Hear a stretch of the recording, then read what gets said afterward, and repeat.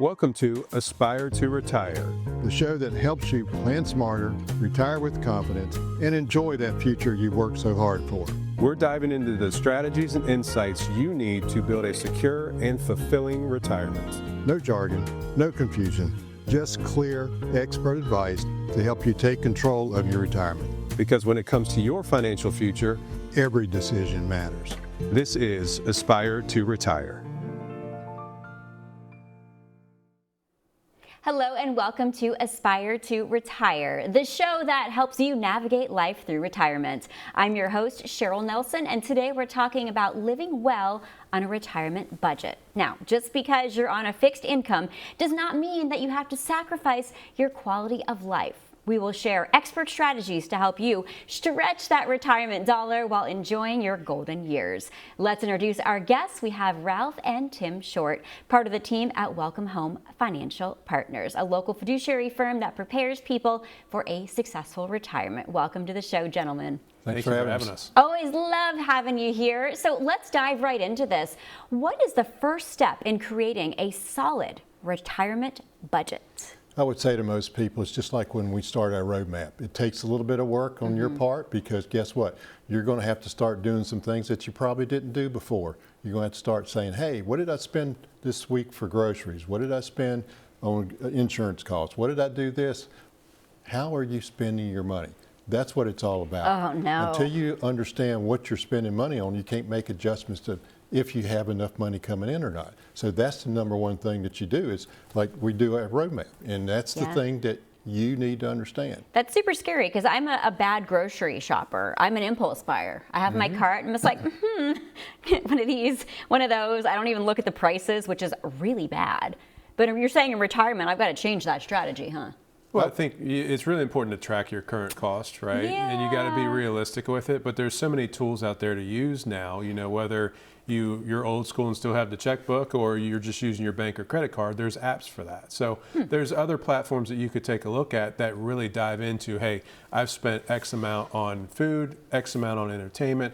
And then that's where a good place to start, because if you don't know what your numbers look like, it's going to be very difficult to predict the future. We can't predict the future because we don't know what's going to happen, but if we've got a good basis of the expenses, that's a good place to start.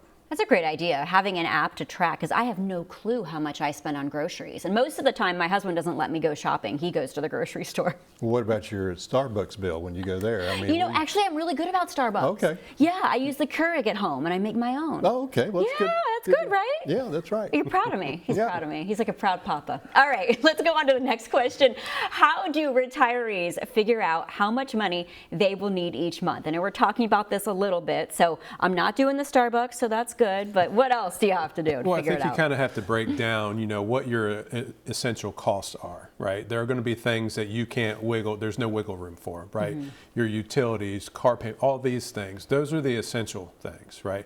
Then we got to take a look at the discretionary spending, which is Starbucks, Amazon, whatever, any things that you could potentially modify. Now, I think it's important to make sure that we factor in all of this, right? Because what we don't want to do is scrimp and save, get into retirement, and now we're just barely making it. We're only paying for the essential expenses. There are things that we want to do, but also too, we've got to factor in inflation because, you know, we've talked about eggs on previous shows. You know, at one point in time, it was 99 cents for a dozen, right? Like right now, it's almost at $8. So you've got to make sure that your budget is going to incorporate inflation because we know it's going to get more expensive every year to live. We just don't know at what rate. So these are all things to take into consideration. But you also have to be cognizant of how much you're spending on your grandkids or how much you're spending on maybe somebody else that's new in your life because you lost your wife or you lost your husband. So be aware of those factors too, because that does play a part. That's a good point. And pets, I know a lot of people, myself included, I have pet insurance for my cats, and it's saved so much money. And it's scary when you don't have pet insurance, and then all of a sudden a high bill comes up, and that was unexpected. So, no, I mean, absolutely. And you know, from another animal lover, I mean, I've got 3 Great Danes, so you can imagine if I didn't have insurance, you know. We've had some injuries, and one of them actually created an injury for myself. So once again, there are things that come up that are unexpected. So you've got to make sure, you know, whether it's insurance or what have you, we have to make sure if something unexpected comes up, our plan's going to have that taken care of. Yeah. But did your dog drag you down the street? Is that what happened? Well, that'll be a conversation for another day. But no, it didn't drag me down the street. But I would say there are people that come in, they spend more on their dogs on a monthly basis or their cats Yeah. than they do on their medical costs for themselves. I know. So that is a fact of life. It's just part Right. of being. I hope someday we have pet insurance kind of like you do for your kids. It's all lumped into one family insurance plan. Yeah, it'd be the bundle package. The bundle There we go. We'll package. create Yeah. it. Who knows? Maybe 100 years down the road, that'll be a thing. Okay. Next question here. What's a good rule of thumb, guys, for withdrawing money from your retirement savings? Well, it depends on who you ask, right? I mean, the old rule of thumb was 4%, right? If you've got X amount of dollars and you've got it in the stock market, 4% you could take out realistically without running out of money. Now, there are some other people out there that now have bumped it up to 8%. Now, how they go from 4 to 8, I don't know, right? But what we take a look at is not just a rule of thumb. We want to really pay attention to what you need. We've talked about budgets, discretionary, non-discretionary.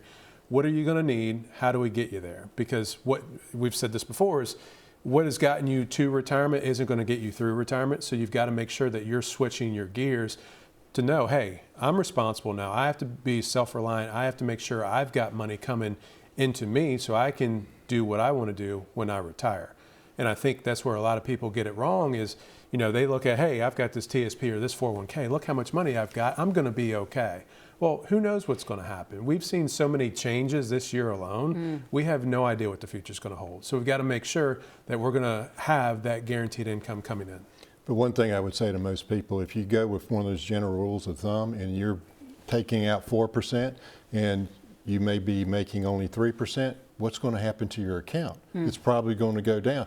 And then let's take a look at if you're taking out 4% of the account and the market drops by 20%, you're really in the world of hurt. So Yeah. it all depends on where you've got your money, where you need to be taking it from. So rules of thumb are rules of thumb, but it doesn't mean that's what you should be doing because you need to know what your plan is. Yeah, Okay. and you don't want to go by a generic rule, right? I Right. mean, none of us are generic. We're all going to be different. So we want to make sure that we're not just following this old rule of 4%. It's like the one size fits all shirts. You know, you can't always go by that. That's right. Yeah. What would you say then is the best way to balance saving money but also still enjoying life? Well, I think there's different things you can take a look at, right? Yeah. I think, you know, hey, yeah, we've got some savings lined up, whether it's in the bank, whether it's in 401ks, IRAs, what have you. But what if we start saving money into an account that just pays for travel, right? Maybe you and your spouse chip in each month and say, hey, we're going to put $500 into this pot, and at the end of the year, you know, we're going to have 12 grand. That could get us a nice little trip. I like that. There are strategies to do, but you want to make sure that you do have savings allocated for fun because that's what retirement should be all about, is fun. And I would say to most people, you need to do it earlier than later because guess what? Sooner or later, you're not able to do it once you get up in the years. Yeah. Oh, I know. Yeah, the time is now to start doing it. So it is time for a commercial break. But before we do that, Tim, special offer. All right, thank you, Cheryl. So the first 10 callers from today's program, if you've saved $250,000 or more for retirement, pick up the phone, give us a call, 833-897-4845. We'd love the opportunity for you to come into the office and we'll create your very own retirement roadmap just for you. Best part is we'll do it on a complimentary basis. Isn't that sweet? Okay, we're going to open up those phone lines, as Tim said. So if you'd like some personal advice about retirement planning or to schedule a consultation, call 833-897-4845 or simply scan that QR code on the bottom of your screen. Don't go anywhere, more to come. Stay with us. Imagine the future you've been wanting all along. A world where your retirement income is covered and you don't have to worry. Your financial assets are protected, and you have an experienced team fighting every day to grow your assets. Imagine a company creating tax strategies and legacy plans to make sure your loved ones are protected no matter what happens. At Welcome Home Financial Partners, we're an experienced financial team with the right professional licenses and an unbreakable commitment to making our clients feel like family. Here you'll find determined, friendly faces in a world filled with obstacles and problems. We help plan your retirement income to ensure you won't run out of money in retirement. We build in protection to make sure your assets are covered on all sides. We focus on growing your wealth to combat inflation and rising cost of living. And we design tax strategies to help you avoid paying back what you shouldn't while protecting the people you love. Our team never stops fighting for you. With an unparalleled work ethic, we work hard because we know your future depends on it. We're proud to help you choose the life you want to live in retirement. Welcome to your financial future. We're so glad you're here. Welcome back to Aspire to Retire. As always, we're having some great conversation here today. We want to make this fun as well because I know talking about finances can be kind of ho-hum, but we like to add in some humor and we're real people. So we're going to jump right back into this. All right, guys, I got you laughing. That's a good thing. Ho-hum, huh? Oh, ho-hum. Yes. No offense. So what are the main sources of income for most retirees? You know, we're talking about retirement and they should have multiple buckets, right? Correct. So most people, they are going to rely on Social Security, but that shouldn't be the only thing that you should have because it's probably not enough for you to live the life that you always dreamed of. Then you have pensions if you're lucky. They're going away by the wayside these days, but if you're lucky enough to have a pension, then you're taking a look at your 401ks, your IRAs, things like that. You can start taking money out whenever you want it. And then at the same time, you should have regular savings account or investment accounts. So those are the main sources that you have. Maybe you have some rental income from houses that you bought over the years. Maybe you've got a part-time job. It all depends on what you're trying to do. Yeah, and I think, you know, it's going to be different for everybody, right? And I don't think that you need to rely on Social Security really at this point of any part of your plan. Let's, you know, whatever's coming in from Social Security, that's great, right? We're not going to turn it away, but we don't know what's going to happen with Social Security, whether they're going to cut benefits. I don't think they're going to eliminate them, but we never know, right? So it kind of depends on where you're at as far as your savings and your investments to make sure that you've got income coming in from those options. Yeah, okay, good advice there. How can retirees plan for rising costs like inflation? I know we've talked about this a little bit already, but is there anything else that you can do besides say to yourself, well, prices are going up? Yeah, and I think we've talked about it in a previous show where, you know, there was somebody who just took all their money out and put it in cash. Well, what are you really doing with that? Yeah, it could be protected, but at the end of the day, what does money buy for you? It purchases things, right? So that's what the purpose of money is. You know, different variations of that, but you've got to make sure that you're at least keeping pace with inflation at nothing else, right? So if inflation this year is at 2% or 3% or whatever the percentage is, you've got to make sure that your investments are at least outpacing that or keeping pace. Because if you don't, let's say you took the $500,000 out and you stuck it in cash, you're going to lose your buying power because we're going to have inflation. So cost of goods is going to get more expensive and your money's not keeping up with it. So not a good strategy. Yeah, that's true. That's true. And what about if somebody says to you, should I stash away a bunch of cash in my closet or bury it in my backyard as an emergency fund if all the banks go to the wayside? I mean, what do you say? Do people ask you these questions? Oh yeah, they ask us all the time. Okay. And you know, they ask us how we grow a money tree, and I don't have an answer for that. But what it comes down to is you've got to make sure, cash on hand is good. Now there could be some issues with that, especially if people know where some of the cash is around your place, right? But you've got to have the liquidity, whether it's in cash, whether it's in the bank or what have you, but you don't need to put all of your money in the same spot, right? You need to have different pots of money. We've talked about this before, different pots of money doing different things. If you want to outpace inflation, that you've got the stock market. Now, once again, do you need to have all your money in cash? No. Do you need to have all your money in the stock market? Probably not. But it also depends on where you're at as far as retirement age. You know, if you're in your 20s, it's completely different than what it looks like when you're 50 or 60 years old. Yeah, for sure. Now, what about shifting to healthcare? What kinds of healthcare costs should retirees plan for? Rising costs. That's the number one thing I would say plan, because guess what? As we get older, our body's going to be like an automobile, and all of a sudden they start breaking down. So all of a sudden you might have, you're a great hiker, and all of a sudden you've got some issues with knees. You got to have it replaced. It's not a cheap thing, so you got to make sure that you've got covered costs like that. You got to have Medicare. You got to have prescriptions. And there's so many different things out there with supplements, whether you take Advantage plans or Part C, all that type of stuff. And a lot of people, this is a foreign language when you start thinking about it when it comes to Medicare and healthcare expenses in your retirement years. If you're used to just a group health plan while you were working, you knew that you had a deductible, you had this, and co-pays and all this. Now you've got so many different moving parts. You've got to have somebody that understands that and can help you get through that process. That's got to be tough tough too. I mean, you're getting to that advanced age and then you're trying to learn Medicare and figure out what's best for you. Again, we're not taught this in school, so what are you supposed to do? Well, you're supposed to seek the advice, right? Yeah. So, every aspect of life, you need to go to the professional and get that advice, right? Once you turn 65, you're going to have a boatload of people calling you because they know you're turning 65. A what load? A boatload. So when it comes down to it, you've got to start planning before age 65 because it is complicated, right? But you don't need to have every type of plan out there. And I think that's where people are like, well, I need this or I need that. Well, you potentially don't. But insurance is there for a reason, to use it when you need it, right? Yeah. It's not meant to cover everything. So you've got to make sure that you've got those out-of-pocket costs taken care of as well.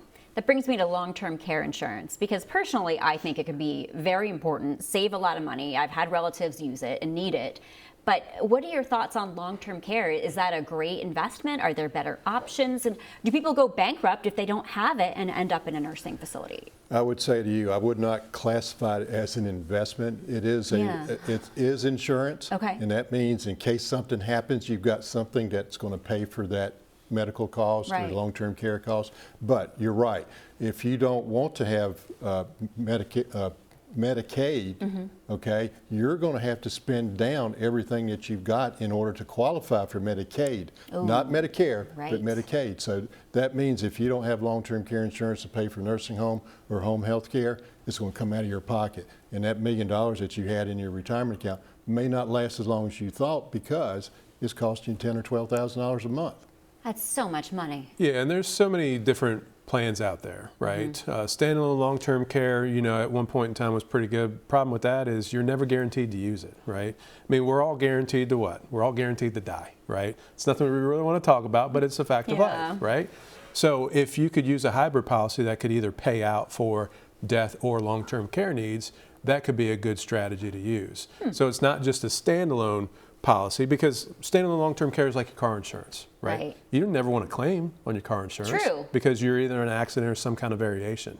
That's kind of how long-term care is, but we're never guaranteed to go into a nursing home or need that long-term care. Do they have those hybrid policies, life and long-term care? Yeah, they do have hybrid policies, and there's different variations to them, and they can get a little complicated, so once again, it's important to seek that expert advice. It sounds like that's a great policy to have, but that's just my opinion, but I don't know much about it, which is why you guys are here.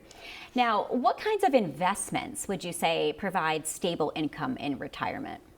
I would say a withdrawal plan or income plan. There's things like annuities, anything like that that you can set up to have guaranteed income to you, or a withdrawal plan that you know is going to be there. Yeah, it's important because, I've said it a million times is, what's gotten you to this point is not going to continue on, right? You got to make sure that you've got things setting in different places, but you don't want to put all your eggs in one basket. Yes, it's going to be nice to have guaranteed income. There are programs out there that you can set up. Annuity could be one of those, right?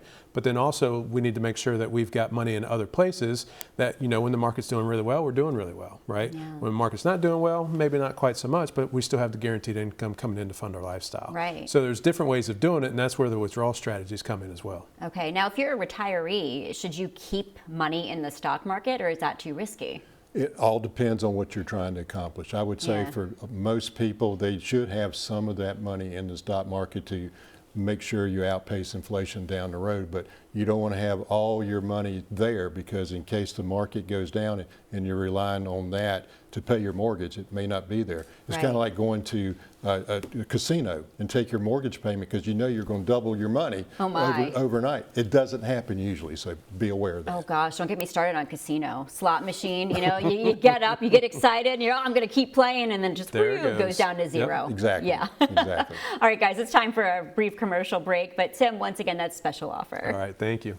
So the first 10 callers from today's program, if you've saved $250,000 or more for retirement, pick up the phone, give us a call, 833-897-4845.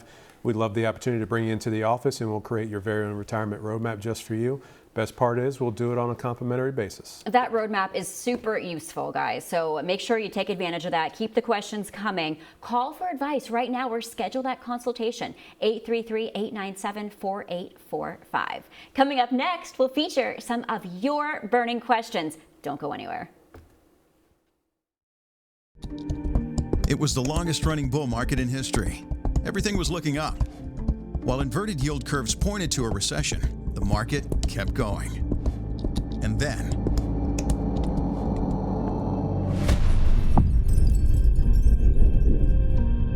if you're planning to retire soon, that could spell bad news for your returns. Our team can help you better withstand the bear market. Now more than ever, you need a financial professional to stand with you. Visit our website to learn more about our services. You can call or email our office to schedule your complimentary consultation today. Welcome back to Aspire to Retire. We're having a lot of fun today, guys. It's our favorite part of the show. Time to feature some of your questions. As always, thank you so much for your contribution. We will start with Ashley from Bonaire. Ashley says, is it better to downsize my home or stay put and use my equity if needed? Well, I think, it's really important to figure out what the market looks like, right? What can you get for your current home, right? Where interest rates are, because the worst thing you can do is downsize your home, but you end up paying more in the long run, right? But there are some people, as they're getting closer to retirement, they do want to downsize. Maybe, their owner suite or whatever is on the second floor and they can't navigate those steps, and the dignity doesn't want us to put in that chair lift, right? No, So, right. it really kind of depends on what the environment looks like. Yeah. If you stay in your home and you've got equity built up, yeah, you could tap into it. So there's different strategies out there, but it kind of depends, once again, on that individual and what they need. Yeah. And I would also say it really depends on that situation that they have. Maybe they have a 2% mortgage because they were lucky enough, and all of a sudden their $100,000 home that they're in is now worth $600,000. The one that they want to move to may be $700,000. So you just got a lot of different issues there to consider. Yeah, absolutely. And some people too, they don't want to leave their home. They want to stay there, and maybe it's not the best thing they should be doing at that point in their life. But That's correct. It's hard to change. I feel like the older we get, the more we resist change. Is that true? Oh, we see that quite a bit. And I Yeah. think that's the worst thing is, change isn't always a bad thing. Right. It's usually an uncomfortable thing, but as long as you see the facts, you see the data out there and say, hey, this change is probably good for me, then let's take action. Yeah, I agree. All right, next question. Teresa from Bowling Green says, should I keep money in cash, CDs, money market funds, or is that a bad idea? Well, I think everybody has to have a balanced portfolio, right? And what that means is that we need to have some protection, right? But we also need growth. You're not going to have all the growth in the world and all the protection in the world on one investment, right? So you've got to make sure that you're well balanced enough, make sure we've got the emergency savings, right? You can put it in a high yield savings account, money market account, what have you. One of the benefits of rising interest rates over the last few years is now you can go to a bank and they could give you a little bit more than what they were giving you before, right? But you still have to make sure, once again, you're outpacing inflation. How are you going to do that? There are protected growth strategies, or you can leave money in the stock market. But you've got to make sure that your plan is covering your retirement. And I think that's where a lot of people say, hey, I've been in the stock market for 40 years and it's done well for me. Well, guess what? It's going to be a little bit different now, because now we have to pull out money. And every year in the market, every month in the market is going to be something different. And what I would say to her, what she just got through describing the investment strategy she has is basically a liquidity bucket. And that's the thing that she needs to understand. If that's what she's trying to accomplish, it's a good thing, but you shouldn't have all your money there. Right. Okay. Good advice. Bob from Midlothian says, what's the best way to generate reliable income in retirement without taking too much risk? I know we talked about the different buckets, maybe a part-time job. What do you guys think? I think first thing is you have to take a look at what you're doing, right? So there's a lot of people that come into our office and they bring the statements and we're like, okay, well, great. Tell me a little bit about this. And they just, hey, I know I've got this amount of money in my account. I don't know what it's doing or what the investments look like. So there are different strategies. There's different investment vehicles out there. And, to the audience, if you have no idea what's going on in your current accounts, give us a call, because we can sit down and take a look and kind of explain things, because you're not going to be able to go to your 401k provider and be like, hey, can you explain this to me? A lot of times you don't have a whole lot of access to them. But there's different mixes. You could take a look at dividend paying stocks. You can take a look at real estate. You can take a look at annuities. You have to be well balanced. But the other thing I would say to most people, like Tim was talking about, they don't know what they have. They don't understand what's going on with it. Just had a lady that came in and she's got quite a nice sized portfolio of stocks, but she's had them since 1969. She's been investing. So the cost basis in there, there's so much money that is in there that she's going to have to pay taxes on, and she doesn't know what to do. So that's the reason that she came in and say, what am I going to do with $3.5 million of capital gains? How am I going to get this money back to me? So those are all things strategies we sit down and talk to people about. That's a good problem to have, though. Oh, yeah. Yeah. It's not a problem, but it is. I'll take that problem. That's right. Yeah. All right. This is the $1 million question. Thomas from Chester says, should I take Social Security at 62, 67, 70? How do I decide? Well, I mean, if you just look at basic math and we live a normal, long, healthy life, you're probably better off waiting the latest you can, which is age 70, right? But a lot of things come into that. It's not cut and dry. You know, if you've got a spouse and let's just say your spouse never worked, well, they're going to rely on that benefit alone once you pass away. So there are different strategies out there, but 62 is the earliest that you can claim normally, and then age 70. Full retirement age for most people at this point in time is age 67. At that point in time, you could still work if you wanted to collect, and you're not necessarily going to be penalized, if you will. So there's a lot of things that come into that. So it's not, you can't, it's unfortunate that you can't just call and say, hey, is it 70, 62, 63, 67? It's all got to fit into your plan. And the thing I would say, once again, Cheryl, it depends. Yep. It depends on your situation, because if you've got health issues, you probably should be taking it out a little bit earlier, unless you're married and the wife's going to depend on that Social Security. But it all depends on your situation. And you just cannot call up some stranger on the street and say, should I take this? Should I take it then? Right. Because they don't know enough about you. Because a lot of people, they call Social Security office and they will ask that question. They can't tell you that. Okay? So it all depends on your situation. I think we need to get you a little button right here that says That it flashes? depends. Yes, flashes. Or we could just make a t-shirt. That's right. Yeah, get him a t-shirt. That'll Okay. be perfect. I just came up with a new slogan for you guys. All right, last question. Kelvin from Short Pump says, how do required minimum distributions or RMDs work, and how can I avoid a big tax hit? So right now, if you have pre-tax accounts, you're going to be required at a certain age. Right now it's age 73, but they're going to delay it for anybody born after 1960.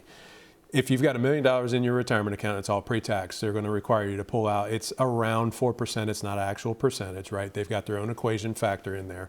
But you're going to have to pull money out of that account, and you're going to have to pay your taxes on what you've taken out, right? Now, you do have the ability not to do that, but then you're going to be penalized. So this is what we talk about with this retirement roadmap. And, you know, hey, what if we start pulling money out sooner rather than later so we can avoid the high RMD? Okay, good answer. All right, guys, we're about to wrap up the show. Can you believe it? So, Tim, one more time, that special offer. All right. So the first 10 callers from today's program, if you've saved $250,000 or more for retirement, pick up the phone, give us a call, 833-897-4845. Once again, we'd love the opportunity for you to come into the office, and we'll create your very own retirement roadmap just for you. Best part is we'll do it on a complimentary basis. These guys are the best. As he said, don't wait. The first 10 callers get that complimentary, no obligation retirement review to help ensure you're on the right track. If you've saved at least $250,000 for retirement, call now, 833-897-4845 to claim your spot, or simply scan that QR code on the bottom of your screen. On behalf of all of us at Aspire to Retire, I'm your host, Cheryl Nelson. Have a great day.